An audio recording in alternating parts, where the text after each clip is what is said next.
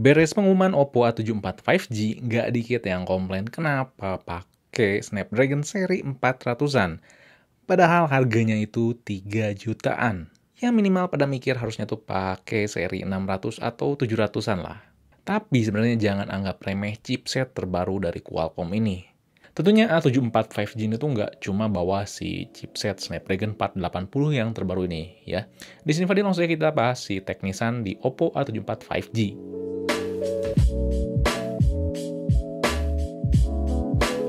Yang pertama tuh layar 90Hz Hyper Color.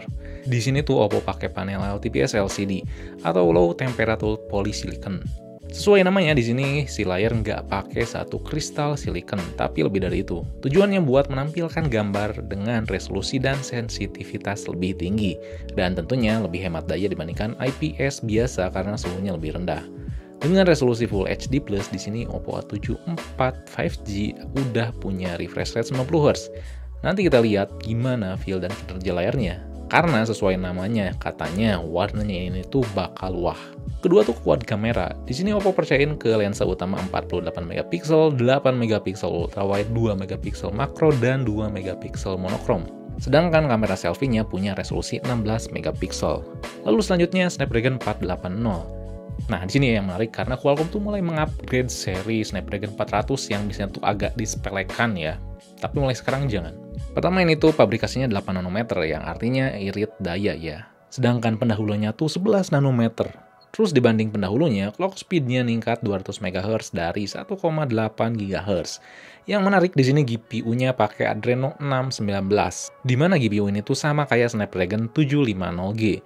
Dengan spesifikasi yang meningkat ini, Snapdragon 480 tuh dijanjikan akan 2 kali lebih kencang dibandingkan si Snapdragon 460 pendahulunya. Sampai-sampai nih ya, kalau misalkan kalian doyan lihat Antutu, skor chipsetnya tuh berada di atas Snapdragon 665 dan bahkan Helio G90T yang kita tahu enak dibawa main game. Tentunya sektor chipset lainnya mulai dari kemampuan foto sampai konektivitas meningkat. Dan tentunya di sini udah dukung 5G ya, udah ada modemnya. Chipset terbarunya ini tuh ditemenin sama RAM 6GB LPDDR4X dan internal 128GB UFS 2.1. Jadi menopang performanya tuh seharusnya lebih baik.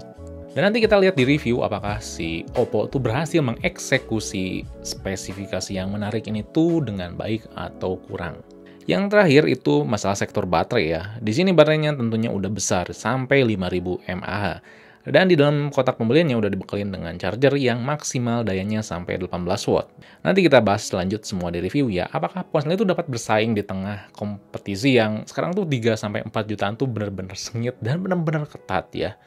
Oke, jadi jangan lupa ya buat like, share, subscribe Fixme, lalu nyalain lonceng notifikasinya biar gak ketinggalan review si Oppo A74 5G nih. Oke, di sini Fadil, peace out.